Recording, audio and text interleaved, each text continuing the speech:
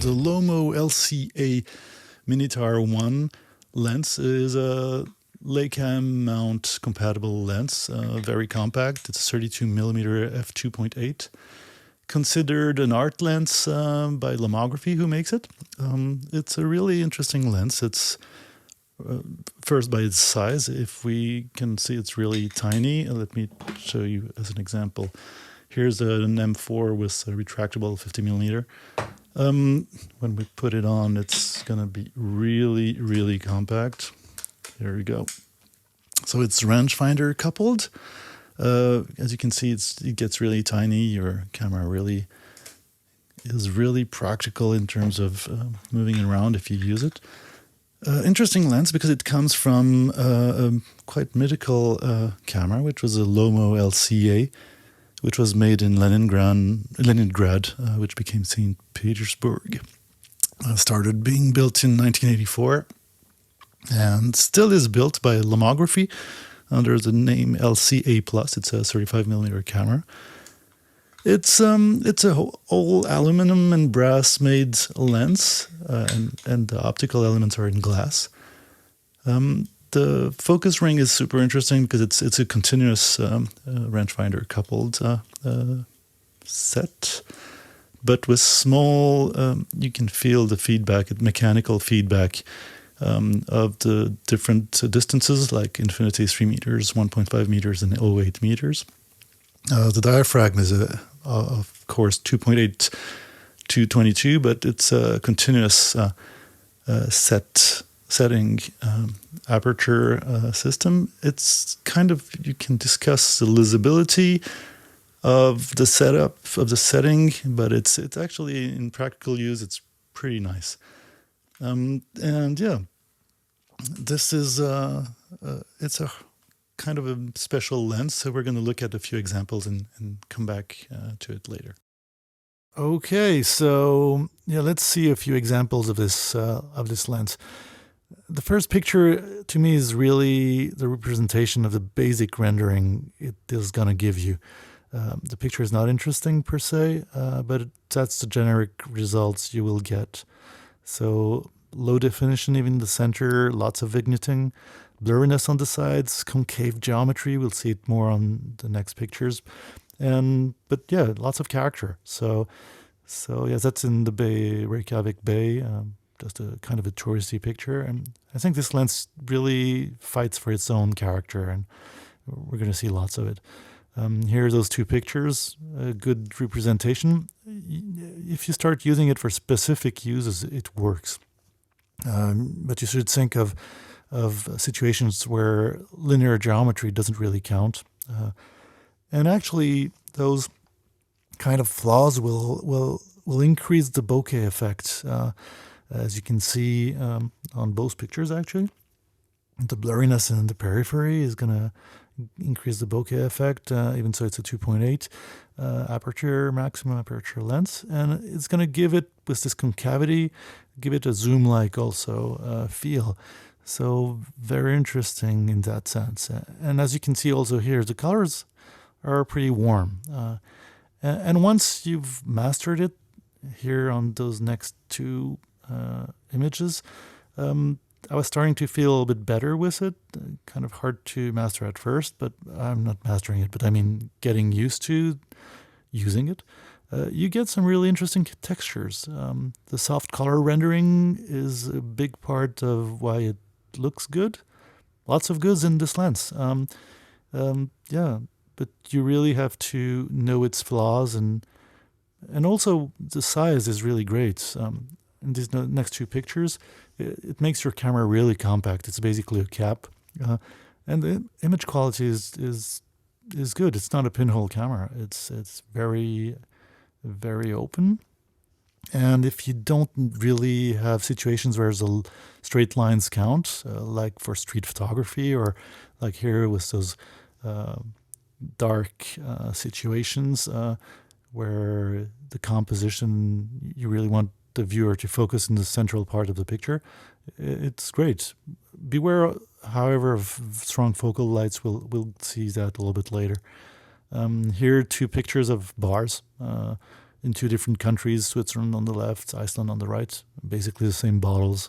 Yeah, just these two examples I thought were interesting because of the color rendering. This lens really doesn't destroy the raw data in terms of color. You can really post-process a lot from it. It's not going to completely destroy the colorimetry like you could have on old film or on certain lenses. You can actually really work a lot on the color balance in post-processing. So, and again, here in those two scenes, you have this very specific character, which I started to find interesting. I wasn't very fan at first. However, here are those three pictures. There's one thing that I find kind of weird and that I didn't really like. Maybe some of you will. It's the flare effect at full aperture. You have this kind of circular, dotty-looking flares when you have very strong focal light sources and ghost images, and that was quite limiting at full aperture, for me at least. In certain situations, having only this lens on me, I got stuck. I wasn't able to catch what I wanted. And you might have a second lens on you when you use this if you're like me and like to do low light situations or very contrasty scenes. But yeah, if you close down the diaphragm as on the picture in the middle, so basically this flare effect is on the right and on the left, for the example. But if you close it a little bit down, you will lose those flare and ghost images, but you'll lose quite a bit of the character of the lens too. So you're going to have those starry shines on the light source, which can be okay. But I even the color seemed a little bit different, even so I worked it afterwards. I really think the lens shines, that's actually a good way of saying it, at full aperture, and that's maybe a limitation. And then for the fun of it, while I was testing this lens, the last time I took it with me, that was in Iceland, and I was also testing an old lens, which is a Leica APO Telit 180mm f3.4R, which is one of the most precise lenses around. Old school. There's more precise lenses now, but at the time it was a lens made by for the military by Leica Canada. And I thought it was interesting to compare both of them because one is 32mm, of course, the other 180. Not at all the same type of lens, but on the left that's Minitar 1. Same scene, same time. If I zoom in to try to make it look like the full composition, the full non-cropped version of the Leica 180mm lens, very different rendering. And I think that gives you a good idea of what this small Lomo lens does. Knowing the Telit is it's pretty much the reality, how it looks like, apart from the focal geometrical rendering of the lens, but that's how it looked like. And if I reverse the exercise, on the left that's the Telit image, and if I crop to 100% resolution in the middle, I can actually see those small windows on the buildings at the bottom of the mountain. I can see the details of the coastal lines, the rocks. I'm with the same sensor, same conditions, same time, and on the right that's the Minitar image kind of cropped in to make it look like the 180 image full composition.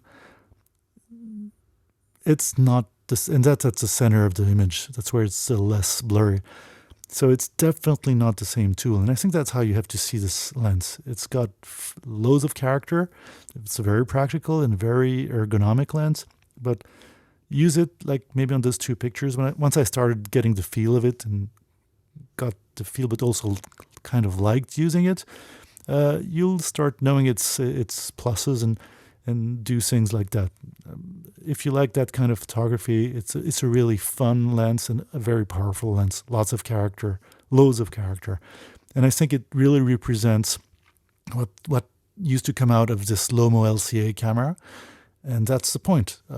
It's giving similar results with a modern sensor, and and that's also why probably this camera is, which the lens is from, was produced from 1984 up to now. You still can get one new now because it's very specific character. You won't find many things that look like it. So yeah, I'd definitely recommend it for the fun and the practicability. Yeah, the ease of use. Yeah, that's better. So overall, it's really interesting lens. I'm not going into if it's too expensive or not, but it's a really interesting rendering, very unique kind of lens.